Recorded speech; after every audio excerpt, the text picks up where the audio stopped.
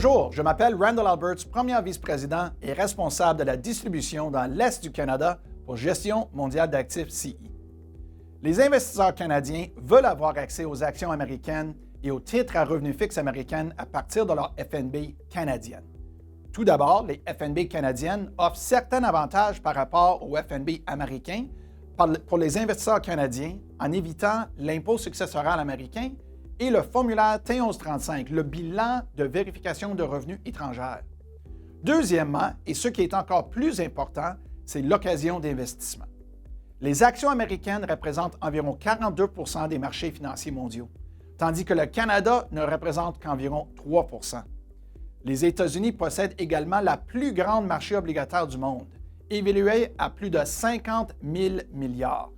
Mais les investisseurs doivent être conscients qu'un FNB coté au Canada et qui détiennent des titres américains est exposé à deux variables, la valeur de l'investissement sous-jacent qu'ils détiennent et la valeur du dollar américain. L'évolution de du valeur du dollar américain est appelée le risque de change, et de nombreux investisseurs souhaitent profiter de l'occasion de l'investissement sans ajouter une couche supplémentaire de risques liés à la devise. À Gestion mondiale d'actifs CI, ainsi que d'autres nombreux fournisseurs de FNB, vont utiliser une couverture de change afin de minimiser le risque associé au taux de change. Nos gestionnaires de portefeuille utilisent un contrat appelé un contrat de change à terme pour les stratégies couvertes afin d'atténuer ce risque. Un contrat de change à terme bloque un taux de change dollar US versus CAD à un taux spécifique pour une date future.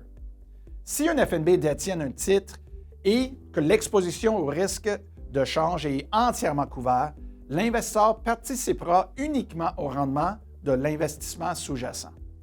Par exemple, si le panier d'actions augmente de 10 %, le rendement de l'investisseur sera 10 % et ne sera pas affecté par les fluctuations du dollar américain.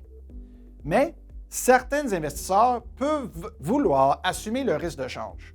Pour ces investisseurs, il existe des versions non couvertes qui offrent une exposition aux titres sous-jacents ainsi que la devise. Les investisseurs convaincus qu'une devise va apprécier peuvent trouver l'occasion de générer un rendement supplémentaire en détenant une position non couverte. Pour reprendre l'exemple précédent, si une panier de titres augmente de 10 % et que la devise apprécie également de 10 %, le rendement potentiel d'un FNB non couvert serait de 20 %, soit le rendement combiné du titre sous-jacent et la devise. Une troisième option existe pour les investisseurs qui préfèrent que l'exposition aux devises soit gérée activement. Ces couvertures variables peuvent être déterminées par des facteurs quantitatifs comme l'écart des taux d'intérêt, la parité du pouvoir d'achat, ou être gérées activement par un gestionnaire de portefeuille.